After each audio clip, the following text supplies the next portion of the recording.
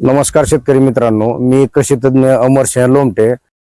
शेतकरी मित्रांनो, कमी दिवसात कमी पाण्यात आणि कमी खर्चात जास्तीत जास्त नफा कमवून देणारं पीक म्हणजे कोथिंबीर पीक। शेतकरी बंधूंनो, कोथिंबीर पिकाच्या चांगल्या उत्पादनासाठी चांगल्या वाणाची निवड करणं गरजेचं असतं।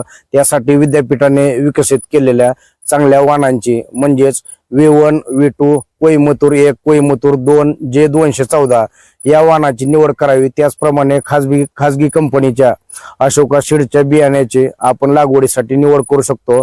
तसेच आपल्या भागात असणाऱ्या स्थानिक वाणांची देखील आपण लागवड करू शकतो। यामध्ये गावरान कास्ती, वाई, गौरी, इंदोरी धना, जळगाव धना, तर या पद्धतीच्या स्थानिक वाणांची देखील आपण लागवडीसाठी निवड करू शकतो।